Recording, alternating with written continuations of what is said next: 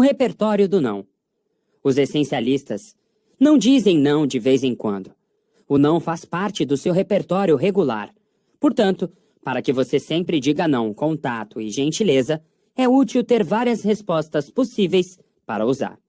Conheça alguns bons exemplos. 1. A pausa embaraçosa. Em vez de ser controlado pela ameaça de um silêncio desagradável, aproveite-o. Use-o como ferramenta. Quando receber um pedido, pare um instante. Conte até 3 antes de dar o veredito. Ou, se for um pouco mais ousado, simplesmente aguarde o outro preencher o vazio. 2. O não suave, ou o não, mas... Recentemente, recebi por e-mail um convite para um café. Respondi, agora estou muito ocupado escrevendo meu livro, mas adoraria me encontrar com você quando terminar. Veja se pode ser mais para o fim do verão. O e-mail também é uma boa maneira de começar a praticar o não, mas, porque nos dá a oportunidade de rascunhar várias vezes a recusa até ficar o mais delicada possível. Além disso, muita gente acha que a distância do e-mail reduz o medo do mal-estar. 3. Vou conferir a agenda e fico de lhe dar um retorno. Uma líder que conheço percebeu que todo o seu tempo era consumido pelos outros, o dia inteiro. Uma não essencialista clássica, ela era competente, inteligente e incapaz de dizer não. E, em consequência, logo virou aquela pessoa a quem todos recorriam. Em pouco tempo, se sentiu sobrecarregada com tantos compromissos. Mas tudo mudou quando ela aprendeu a tal frase sobre conferir a agenda. Essa simples ação lhe dava tempo de parar, refletir e, por fim, responder que, infelizmente, não tinha tempo disponível. Ela conseguiu recuperar o controle das decisões em vez de ser empurrada para dizer sim a tudo que lhe pediam. 4. Mensagens de e-mail automáticas. É bastante natural receber respostas automáticas quando alguém está de férias ou fora do escritório. Na verdade, esse é o não mais aceitável socialmente. A pessoa não está dizendo que não quer responder ao e-mail. Ela só avisou que não poderá responder durante certo período. Então, por que limitar essa solução às férias e às viagens de trabalho? Quando eu estava escrevendo este livro, programei uma resposta automática com a linha de assunto. Em modo monge. O texto dizia: Caros amigos, estou trabalhando num novo livro que exige muito do meu tempo. Infelizmente, não posso responder da maneira que gostaria. Peço desculpas. Greg. E quer saber? Todos pareceram se adaptar muito bem à ausência temporária e à falta de resposta. 5. Sim, mas o que devo deixar de fazer em troca? Dizer não a um líder importante no trabalho é quase impensável. No entanto, quando dizer sim compromete a sua capacidade de dar o máximo de contribuição às tarefas, também é sua obrigação. Nesse caso, além de ser sensato, dizer não é essencial. Um modo eficaz de fazer isso é lembrar aos superiores o que teria que pôr de lado, caso diga sim, e levá-los a reconhecer e assumir essa concessão. Por exemplo, caso o seu gestor o procure e lhe peça que faça X, é possível responder com: tudo bem, posso priorizar isso. Quais dos outros projetos da empresa devo pôr de lado para dar atenção ao novo? Ou, simplesmente, quero fazer um ótimo serviço e por conta dos outros compromissos, não poderei fazer algo de alto nível se aceitar mais esse. 6. Humor. Recentemente, um amigo me pediu que treinasse com ele para uma maratona. Minha resposta foi simples: nem que a vaca tussa. Ele riu um pouco e comentou: Ah, você pratica o que prega. Viu como é útil ter fama de essencialista? 7. Fique à vontade para executar X. Vou fazer Y. Funciona assim. Tudo bem, fique à vontade para usar meu carro. Vou deixar as chaves aqui para você. Com isso, você também diz: não vou levá-lo. Você está dizendo o que não fará, mas em termos daquilo que se dispõe a fazer. É um jeito muito bom para contornar pedidos que você gostaria de aceitar, mas aos quais não pode dedicar todo o seu tempo. Gosto especialmente dessa construção porque demonstra respeito pela capacidade do outro de escolher, e também pela sua. Lembra as opções disponíveis a ambos os lados. 8. Não posso, mas talvez fulano se interesse. É tentador pensar que nossa ajuda é valiosa e inigualável, mas geralmente quem pede algo não se importa com quem vai ajudar, desde que alguém ajude. Kay Creel, diretora executiva da Ann Inc., empresa mais conhecida pelas lojas de roupas femininas Ann Taylor e Loft, costumava ter uma dificuldade enorme de recusar convites sociais. Em consequência, acabava comparecendo a eventos que não lhe interessavam. Então, certo dia, um de seus mentores lhe disse que ela precisava aprender a se livrar das coisas e pessoas na vida que simplesmente não tinham importância, e que fazer isso lhe permitiria dedicar toda a energia às coisas significativas para ela. O conselho a libertou. Agora ela consegue selecionar e escolher. Com a prática, ficou fácil recusar um convite educadamente. Kay explica. Digo não com muita facilidade, porque sei o que é importante para mim. Só gostaria de ter aprendido isso antes. Dizer não tem a ver com a própria capacidade de liderança. Não é apenas um talento periférico. Como no caso de qualquer habilidade, começamos com pouca experiência. Então, aprendemos algumas técnicas básicas. Cometemos erros. Aprendemos com eles. Desenvolvemos mais habilidade. Continuamos treinando. Não demora e temos todo um repertório à disposição. Com o tempo, conquistamos o domínio de um tipo de arte social. Podemos lidar com quase qualquer pedido de quase qualquer pessoa com elegância e dignidade. Tom Friel, ex-diretor executivo da Heydrich Struggles, me disse certa vez: precisamos aprender a praticar o sim lento e o não rápido. Capítulo 12. Descomprometer-se. Ganhe muito tempo reduzindo prejuízos. Metade dos problemas da vida decorre de dizer sim depressa demais e não dizer não cedo o bastante. Josh Billings. O jato Concorde foi uma realização impressionante da engenharia aeronáutica. A bordo desse avião de passageiros, era possível voar de Londres a Nova York em apenas 2 horas, 52 minutos e 59 segundos. É menos da metade do tempo de aviões tradicionais, o que fez do Concorde o avião de passageiros mais veloz do mundo. Infelizmente, também foi um extraordinário fracasso financeiro. É claro que muitos produtos, ideias e inovações ótimos também o são, mas o que o tornou diferente foi ter dado prejuízo durante mais de 4 décadas.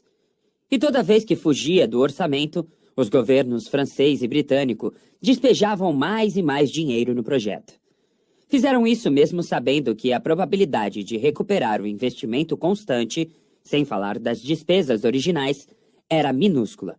Com o número limitado de poltronas, as poucas encomendas e o custo elevado de produção da aeronave, era óbvio que, mesmo com estimativas exageradas, o projeto nunca seria lucrativo.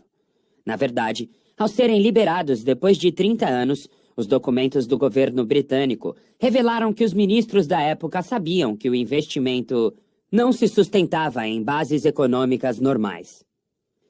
Porque autoridades inteligentes e capazes continuaram a investir numa proposta claramente fracassada durante tanto tempo?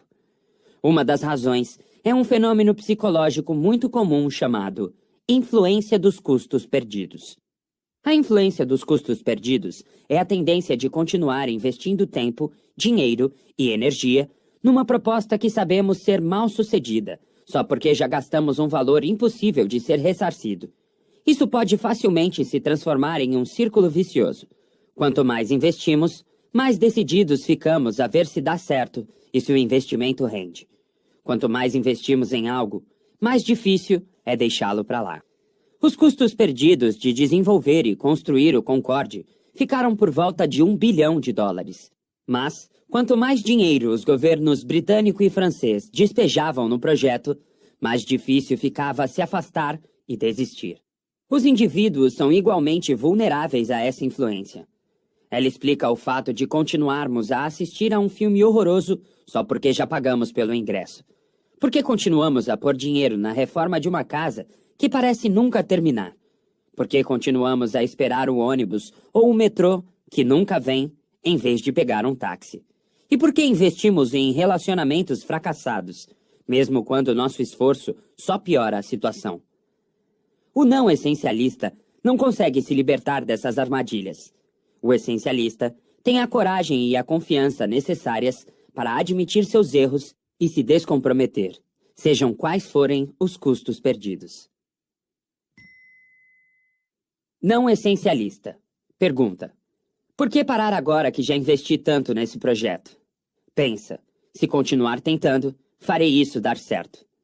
Detesta admitir erros. Essencialista. Pergunta: se eu já não tivesse investido nesse projeto, quanto investiria nele hoje?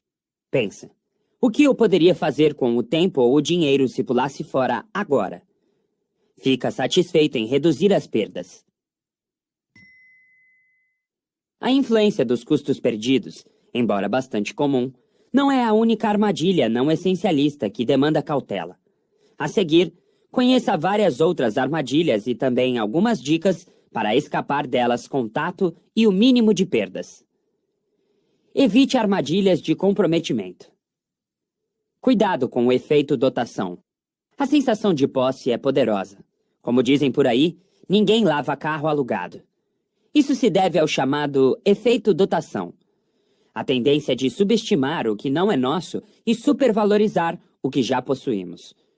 Num estudo para demonstrar a força do efeito dotação, Daniel Kahneman, pesquisador e vencedor do Prêmio Nobel, e alguns colegas deram canecas de café aleatoriamente a apenas metade dos participantes da pesquisa. Perguntaram ao primeiro grupo por quanto venderiam a caneca, e ao segundo, quanto pagariam por ela. Acontece que os participantes que possuíam canecas se recusaram a vendê-las por menos de $5,25, e os do outro grupo se dispuseram a pagar apenas $2,25 a $2,75. Em outras palavras, o mero fato da posse levou os donos das canecas a lhes atribuir um valor mais alto e os deixou menos dispostos a se separar delas. Tenho certeza de que você consegue se lembrar de alguns itens que parecem mais valiosos no instante em que você pensa em dá-los a alguém. Pense num livro na estante que você não lê há anos, num eletrodoméstico ainda dentro da caixa, ou na blusa de tricô que ganhou da avó e nunca usou. Sejam ou não úteis, ou prazerosos, subconscientemente, o fato de serem seus faz com que você lhes atribua um valor maior do que se não lhe pertencessem. Infelizmente, também temos essa tendência no caso de atividades não essenciais. O projeto que não chega a lugar nenhum no trabalho parece muito mais importante quando somos o líder da equipe responsável.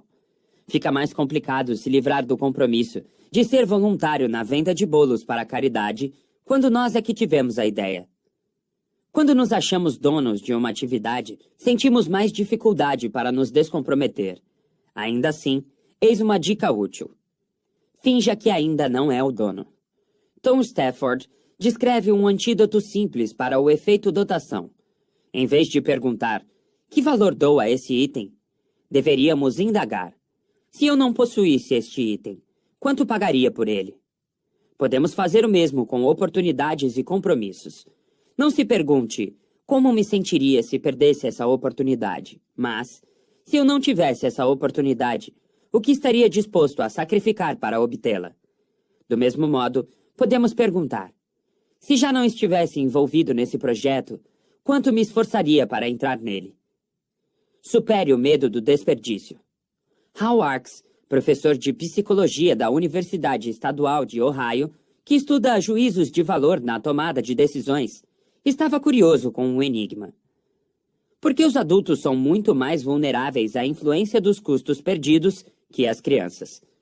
Ele acredita que a resposta é uma vida inteira de exposição à regra de evitar o desperdício, de modo que, quando adultos, já estamos condicionados a não parecer esbanjadores nem para nós mesmos. Abandonar um projeto em que se investiu tanto dá a impressão de que foi tudo em vão. E aprendemos desde cedo a evitar desperdícios, disse Arks. Para ilustrar seu argumento, ele expôs a seguinte situação a um grupo de participantes. Suponha que você pagou $100 por um pacote para passar um fim de semana esquiando em Michigan. Várias semanas depois, você compra um pacote de fim de semana de esqui em Wisconsin por $50. Acha que gostará mais de ir a Wisconsin do que a Michigan. Ao guardar a passagem recém-comprada para Wisconsin, você percebe que as 2 viagens estão marcadas para o mesmo fim de semana. É tarde demais para vender ou devolver as passagens. É preciso escolher qual usar. Quando perguntaram aos participantes que viagem você fará, mais da metade disse que optaria pela mais cara, mesmo que achasse menos interessante. O raciocínio torto foi o seguinte: usar a passagem mais barata seria desperdiçar mais dinheiro do que usar a passagem mais cara. É natural não querer jogar fora o que se desperdiçou realizando uma escolha ruim. Mas se não o fizermos, nos condenaremos a desperdiçar ainda mais. Admita o fracasso para começar a ter sucesso. Lembro-me de um amigo que nunca parava para perguntar o caminho a alguém, porque jamais admitia que se perdera. Assim, desperdiçávamos tempo e energia, dando voltas sem chegar a lugar nenhum. O cúmulo da atividade não essencial. Só quando admitimos que foi um equívoco nos comprometer com alguma coisa, podemos deixar esse erro no passado.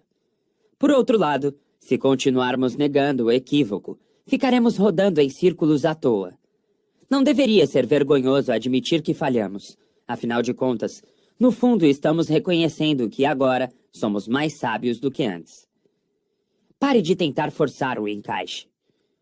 No filme Tootsie, Dustin Hoffman representa um ator com dificuldades para arranjar trabalho. O filme começa com uma série de testes fracassados. Em um deles, lhe dizem: precisamos de alguém mais velho. No outro, procuramos alguém mais novo.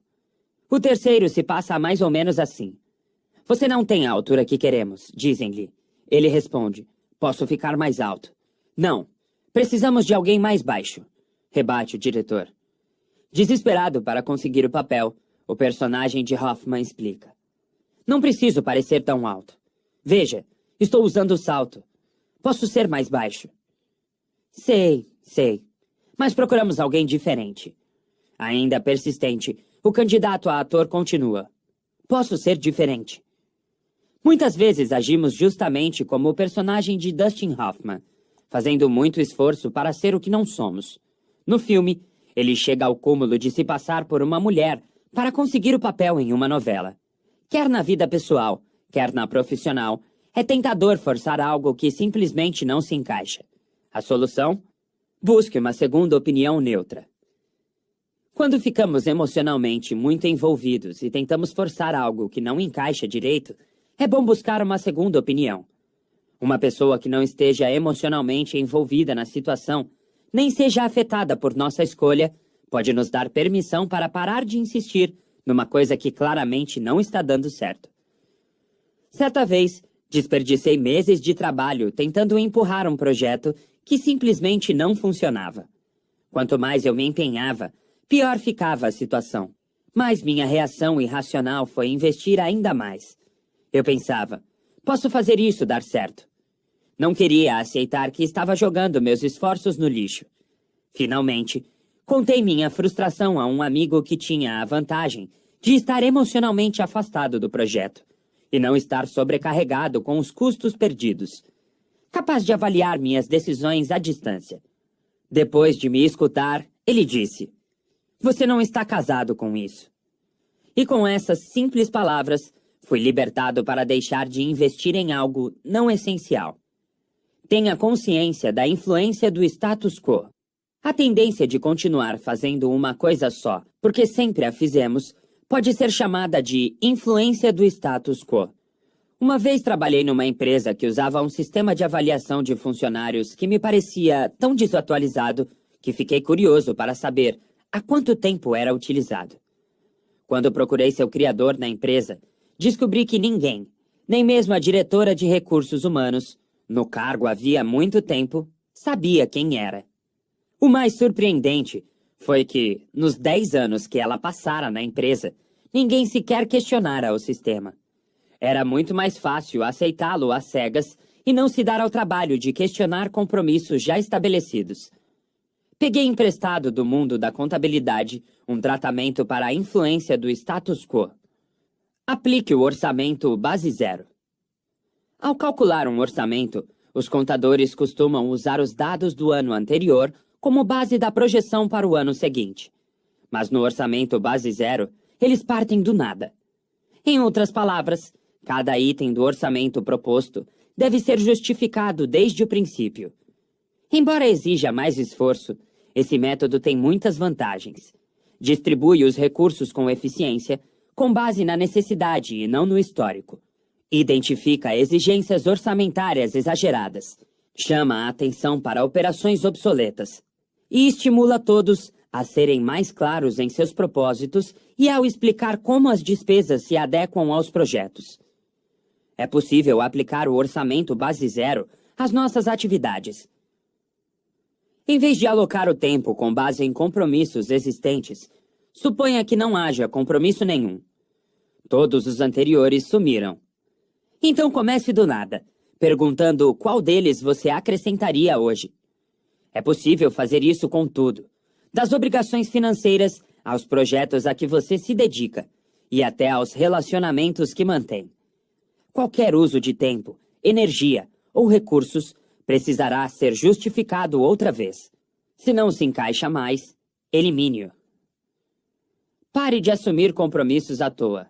Os dias de certas pessoas são notados de pequenos compromissos que elas assumiram sem querer em comentários casuais ou conversas fiadas. Você sabe do que eu estou falando. Ficou batendo papo com a vizinha sobre o trabalho dela em alguma ONG, com uma colega sobre a nova iniciativa que ela está encabeçando, com um amigo sobre o novo restaurante que ele quer conhecer, e antes que percebesse, você se comprometeu. A partir de agora, faça uma pausa antes de falar. Parece óbvio, mas esperar 5 segundos antes de oferecer seus serviços pode reduzir muito a possibilidade de assumir compromissos dos quais se arrependerá. Antes que as palavras "que legal", "eu adoraria" saiam voando da sua boca, pergunte-se: isso é essencial? Se já assumiu sem querer algum compromisso do qual se arrepende, arranje um jeito educado de cair fora. Peça desculpas e diga à pessoa que, quando se comprometeu, você não tinha percebido direito tudo o que aquilo envolvia. Supere o medo de perder oportunidades. Neste capítulo, vimos indícios de que a maioria de nós é naturalmente muito avessa a prejuízos. Como consequência, um dos obstáculos para abandonarmos o caminho não essencial é o medo de perder grandes oportunidades. Para combater esse medo, use o piloto invertido. Uma das ideias que ficaram populares nos círculos administrativos dos últimos anos é o protótipo. A construção de um protótipo, ou modelo em grande escala, permite que as empresas testem uma ideia ou um produto sem um investimento maciço. Essa mesma ideia pode ser usada ao contrário para eliminar elementos não essenciais de um modo relativamente sem riscos, usando o reverse pilot, o piloto invertido, segundo Daniel Shapiro, diretor do LinkedIn. Usar o piloto invertido significa verificar se remover uma atividade ou iniciativa terá alguma consequência negativa. Por exemplo, quando assumiu um novo cargo importante na empresa, um executivo com quem trabalho herdou um processo que o antecessor se esforçara muito para implementar. Um imenso relatório, altamente visual, sobre uma grande variedade de assuntos, atualizado toda semana para os outros executivos. Aquilo consumia uma energia enorme da equipe, e ele achou que talvez não acrescentasse muito valor à organização. Então, para comprovar a hipótese, adotou o piloto invertido. Simplesmente parou de distribuir o relatório e esperou para ver qual seria a reação. Acabou descobrindo que ninguém parecia sentir falta. Depois de várias semanas, nenhum colega sequer mencionara o tal relatório. Assim, concluiu que aquilo não era essencial para a empresa e podia ser eliminado. Um piloto invertido semelhante pode ser adotado na vida social. Existem compromissos assumidos com colegas, amigos e até familiares que você sempre achou que fariam grande diferença para eles, mas que podem ser excluídos sem sofrimento? Em silêncio, elimine essa atividade ou, pelo menos, execute-a menos durante alguns dias ou semanas, e você será capaz de avaliar se ela realmente faz diferença ou se ninguém se importa. Mesmo com essas técnicas, é verdade que se descomprometer é mais difícil do que simplesmente não se comprometer, lá no princípio. Dizer não a alguém com quem já nos comprometemos gera uma sensação de culpa. E sejamos francos, ninguém gosta de não cumprir com a palavra. Mas aprender a fazer isso de modo a conquistar respeito pela coragem, pelo foco e pela disciplina é fundamental para alguém se tornar essencialista. Capítulo 13. Editar. A arte invisível. Vi o anjo no mármore e esculpia até libertá-lo. Michelangelo. O prêmio mais importante do Oscar, sem dúvida, é o de melhor filme. Antes da cerimônia, a mídia passa semanas especulando sobre ele. Na mesma noite, há um prêmio bem menos valorizado, o de melhor montagem. O que a maioria dos espectadores não sabe é que os dois prêmios estão intimamente relacionados. Desde 1981, não houve nenhum melhor filme que não fosse pelo menos indicado para melhor montagem. Na história do Oscar, o montador mais respeitado é Michael Kahn, com 8 indicações e 3 estatuetas. Embora não seja famoso, ele já montou filmes como O Resgate do Soldado Ryan, Indiana Jones e os Caçadores da Arca Perdida, A Lista de Schindler e Lincoln. Em 37 anos, ele editou quase todos os filmes de Steven Spielberg e, no processo, se tornou seu braço direito. Mas pouca gente conhece o nome de Kahn. É com razão que às vezes chamam a montagem de cinema de arte invisível. É óbvio que a montagem que envolve editar, cortar e eliminar tudo o que for trivial, desimportante ou irrelevante é uma arte essencialista. E quais seriam os talentos de um bom montador?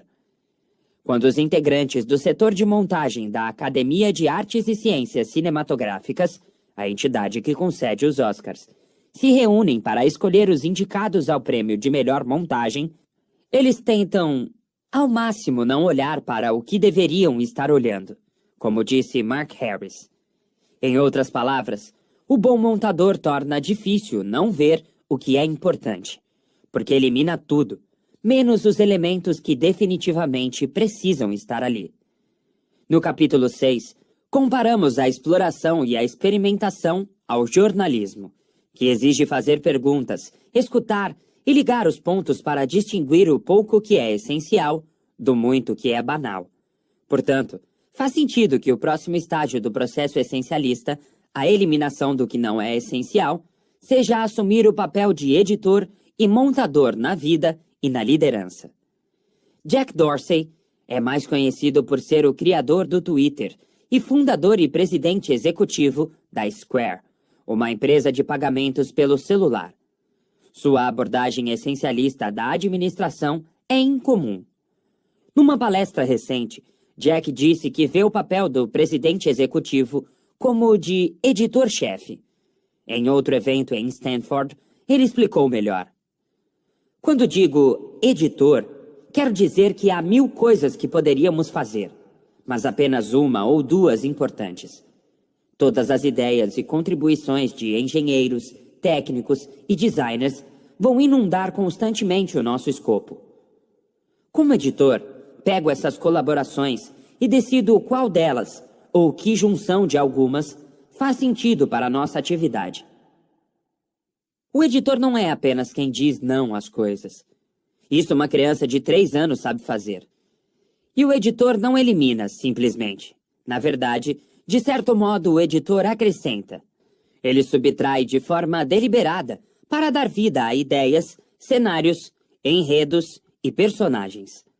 Do mesmo modo, na vida, a edição disciplinada ajuda a melhorar o nível de contribuição.